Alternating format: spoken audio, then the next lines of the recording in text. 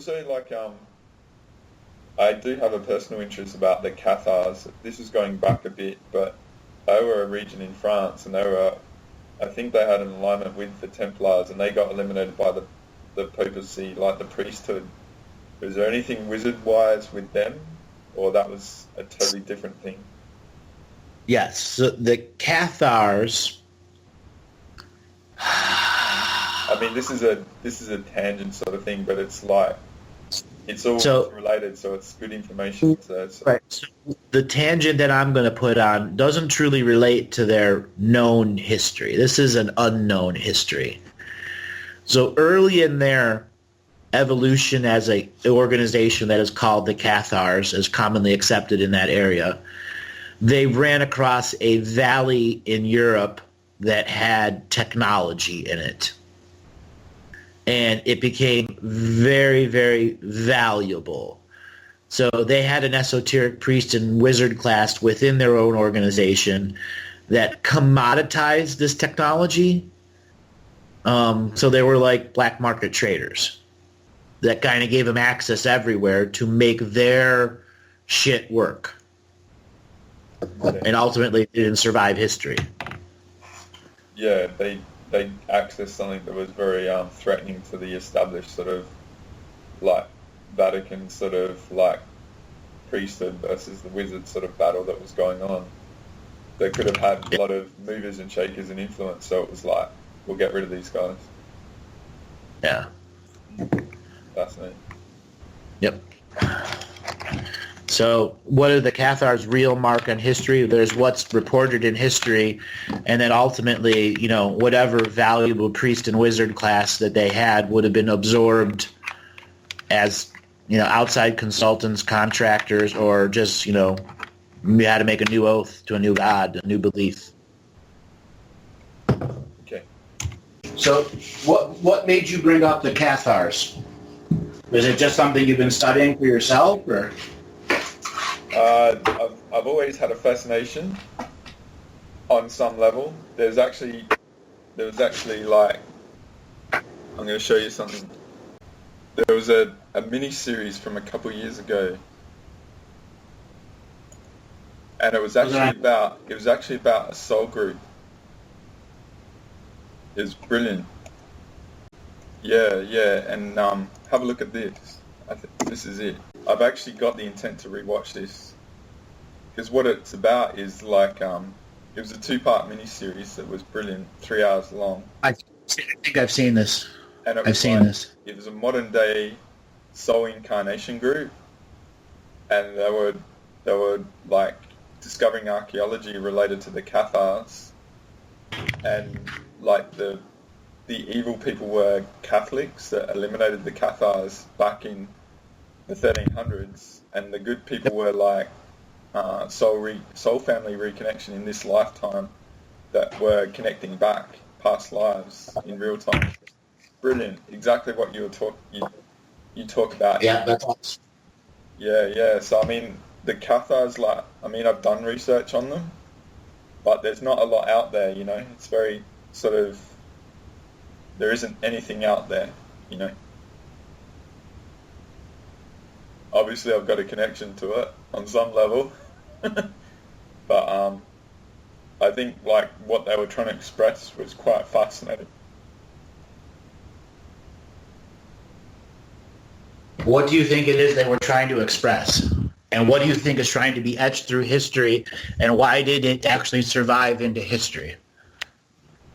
I think there's a lot I didn't include about the Cathars because they're technology traders.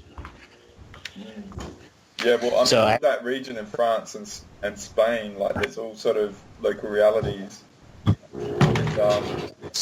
And subterranean cultures, etc., etc. Yeah. But I think there's definitely a divine feminine sort of connection and connection to the land. So from a concept of their structure, it was opposite, like the Rome sort of political sort of priesthood sort of thing. No, it really wasn't. But okay. They allowed pagan wizards, women, to perform fertility rituals in their belief systems openly without repercussion, as long as those pagan belief systems didn't grow out beyond the control of the religion, or was done when other organizations were visiting. Because there were major fertility issues going on. A lot of souls didn't want to be born. A lot of babies died, and they needed to have specialized esoteric practitioners that could make sure the babies were born. Like midwives, like the real... Yeah. But not just that, it's like the whole process. Yeah. Mm-hmm. The whole process, yeah. Because Catholicism didn't allow any of that pre-birth, wisdom in. Yeah, they were really establishing their fortification over everything. And my guess is that there was actually, like, the Cathars are probably like a bit like a Snowden with whistleblowers, and there's probably a lot that were eliminated that we don't even know about. They've been totally destroyed from any perspective of history.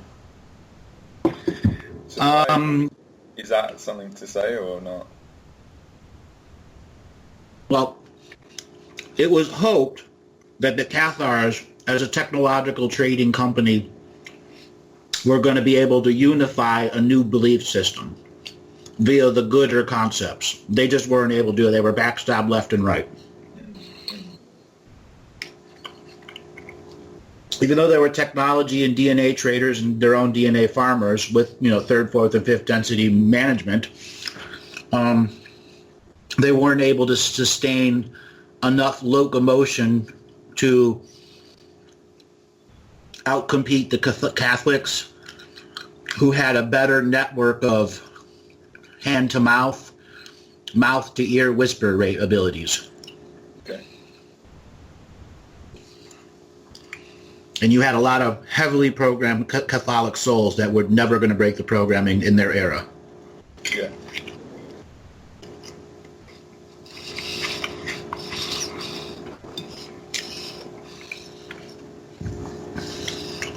Is there like a lot of people that are here now that sort of had a Cathar sort of past that they might be tuned into on some level?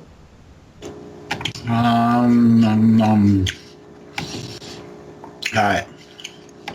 Let's use some context to answer that question. 1 second. Sure. The reason why I'm sort of asking these is you sort of asked me the question why the Cathars come up. So I'm sort of exploring sort of possibilities that I have in my awareness. So let me look for dates. 12th to 14th century. Now, if you look at their symbol, it's the Iron Cross with the 3, 6, 9, 12 points on it.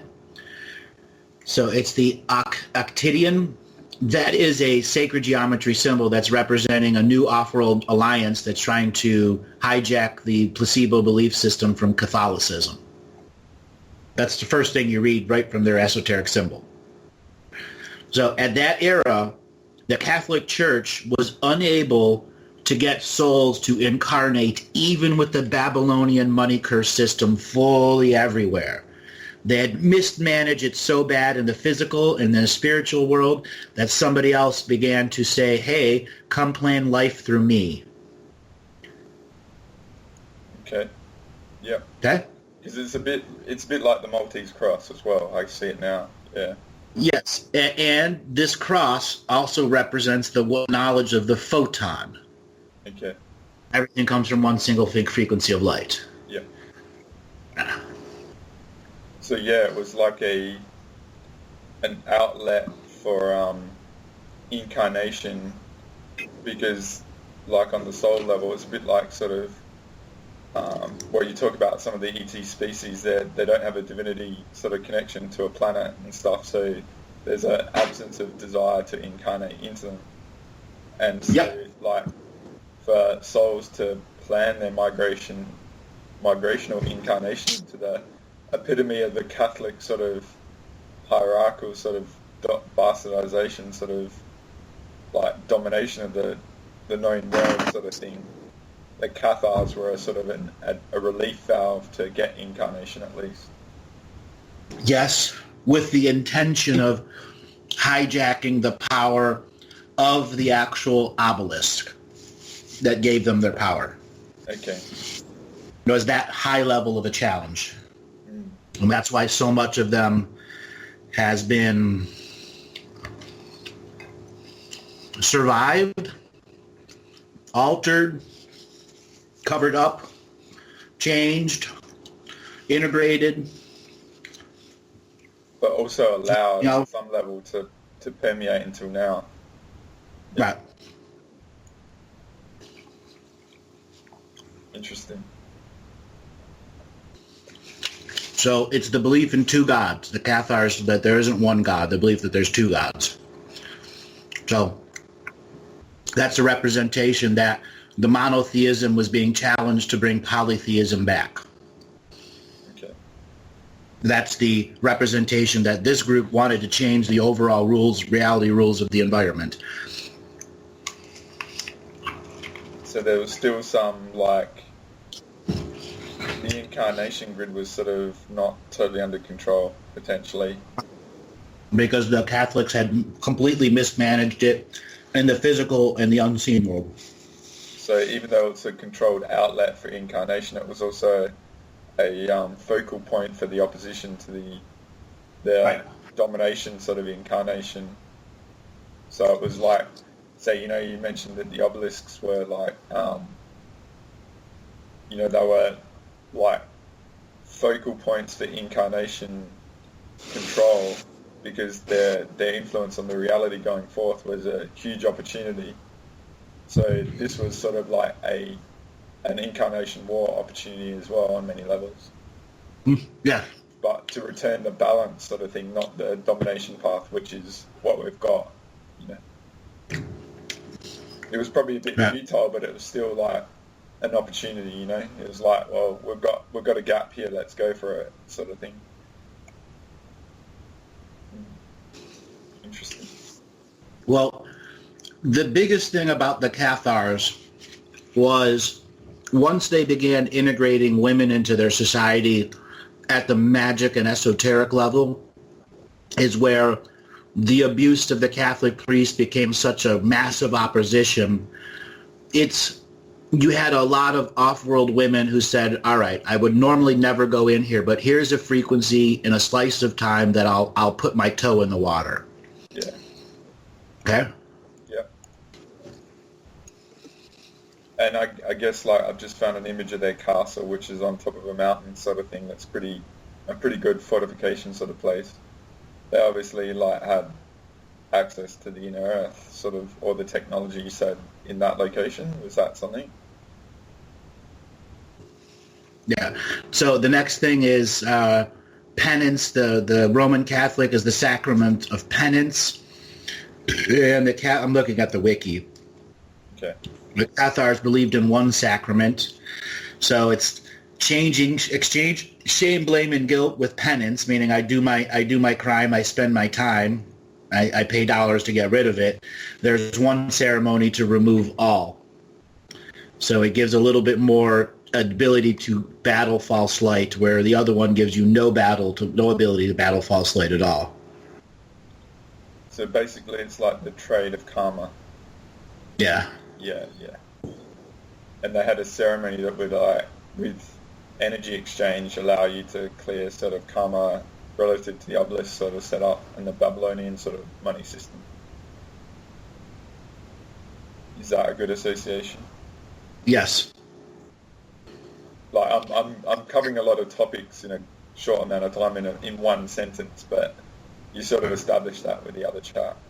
So Yeah. So as I'm looking, then there was the big massacre ordered by the Pope, treaty and persecution till 1229, and final annihilation. So yeah, they were lineagely cursed by the popes of that area, because technically they were descendants of Byzantium, and Rome had lost its power as Byzantium for a short period of time became the new power. And when Byzantium was under attack by the Turks, and the whatchamajiggers, the Huns. The Cathars rose up as the military management who had to let down after Byzantium fell in the upper territories. They unified and allowed women to come in because they knew Byzantium was done, and they knew Rome would try to refound the power. So they needed to do whatever they could do to power grab in the area, which meant talking to the pagan organizations in all the areas and getting them to join their society.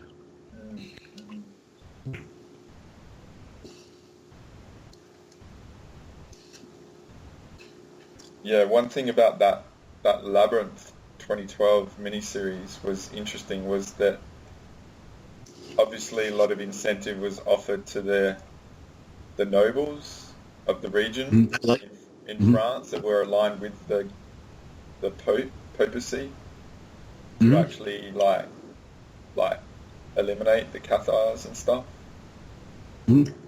That picture you sent me, perfect example of off-world trading post. Yeah. Okay.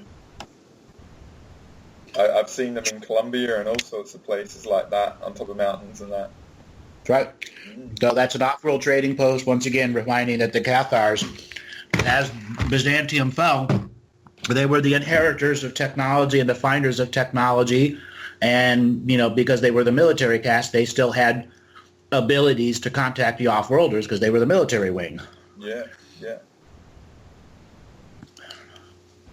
You know, because every time the elite falls, it sacrifices whatever's around it so the elite survives.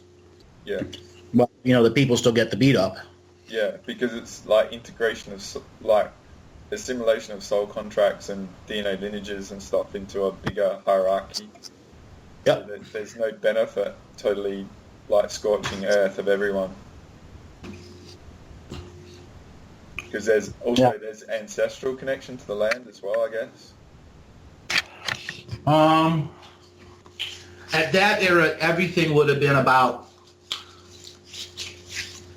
actually trying to get the ancestors to agree on what the next generation was going to do. Yeah, yeah. Because the living generation at that point was pretty much already lost. Only a handful of them really had any ability to do anything, you know, of any kind of local power. Yeah. We're all entangled in the Babylonian money curse, so. Yeah, yeah. So that picture, where is that at? Bulgaria? No, that's one of the Cathar. In France? Yeah, I'll get to the actual page. Because the Cathars started in Bulgaria and made it all the way to France. See, that's the thing. They were on the road. They actually sacked part of northern Rome, too.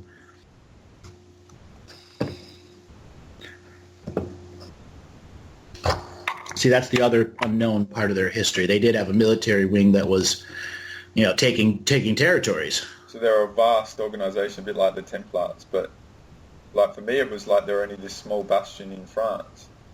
Interesting. So you said, in your perception, they're only a small bastion of pans. Yeah, no, they weren't. This represents their trading ships that they took from the Baltic seas as they began seizing ports. So if you look where Romania is on the ocean there, so Hungary, Bulgaria. So you can see where Rome is. It's a short cross from Bulgaria to the boot of Rome. They can go north to Croatia, and they went across the northern parts of Italy, beat the hell out of whatever Roman troops were there, and made it all the way into France. And then they had the rest of their trading ships meet up because they were attempting to take over Spain. Because at that point it would have been a counter battle, because as Istanbul is Byzantium. Yes, yeah. See how close it is? Yeah, I get why you're saying like they took over technology from Right. Byzantium, because it's like I was trying to associate that connection in my mind, because I was like France and over in the Black Sea sort of Mediterranean area, it's like, but they were on the other side of the straits relative to Right. Constantinople, I think it was at that time, wasn't it? Or it wouldn't have been. Still would have been Byzantium at that time. Okay. And probably not Constantinople till 7, 8, or 900 AD. I could be a little off on that. Okay, so just a quick question. When did the Cathars sort of start then? Because this... 1200 AD. Okay. Let me look. Let me just go back to where I was, because they don't know for sure, actually, but from what I saw, it was 1200. But if I remember, there's stuff that goes all the way back to 700, which is the fall of Byzantium, because Byzantium was being attacked from the Turkish side, not necessarily from the provinces of the Bulgaria side, which were all their military, states, feudal states. So when Constantinople, Byzantium fell, the Cathars were the military commanders and governors of all those other states who joined together in the power grab. So yeah, like the Cathars were an aspect of the fallout from Byzantine sort of disintegration. Yes. So that was still a strong aspect of that, but didn't have the whole collective sort of aspect of it going anymore, because they were like shattered, so to speak. But then they regrouped and obviously started going back against Rome and doing the north of and Central Europe, sort of Baltic sort of area. Yes. So and 1200 and in the Mediterranean as well, obviously trading via ship. Yeah. So 1200 to 1400 is the Cathars process, and the Ottoman Turks. Hold on. Originally founded as Byzantium, it survived the fragmentation and fall of the Western Roman Empire, and in the 5th century AD, and continued to exist as an additional 1,000 years until it fell to the Ottoman Turks in 1453.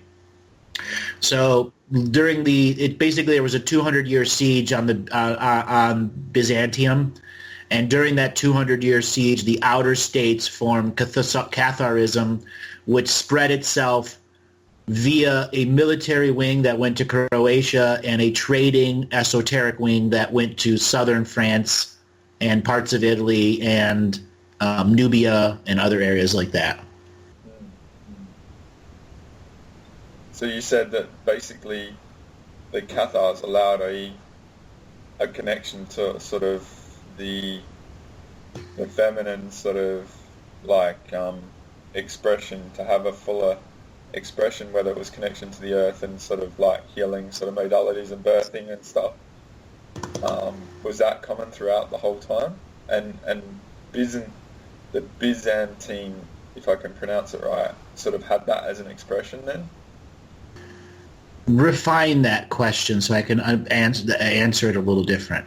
What you said in the Cathars in France was that there was a divine feminine sort of a more freer expression, as what you said about the Roman Catholic is that they actually stamped that out, which was allowing for an incarnation sort of attraction to go that path. Okay. I have an answer. The Byzantines were still represented polytheism. Constantinople represented monotheism. There was a switch where one day they believed in thousands of gods, and the next day, what's his name? I forgot what his name was. The first Roman to switch to Catholic. Yeah, the Council of Nice in 300 something. Yeah, so anyways, one day they were polytheism, the next day they were monotheism, and whatever families survived the murder over that night were the new founding families of a monotheistic religion that would be attempted to project thousands of years in the future. It was the first Council of Nicaea in 325 AD, and it was, who was the emperor? Constantine. We mentioned it, yeah. From Constantinople.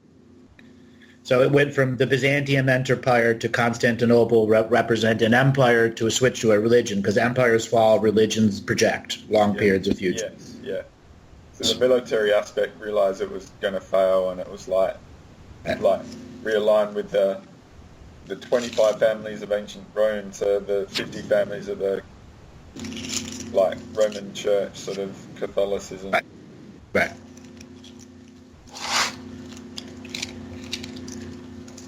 So yeah, that obviously had massive ripples to the whole region and stuff. But I'm sorry, I'm gonna have to cut it off, mate, because I actually need to get going. Alrighty, have fun at work. Yeah. Oh, I can't wait. It's sort of establishing a whole theme in the region as well, other than the Cathars. So very cool.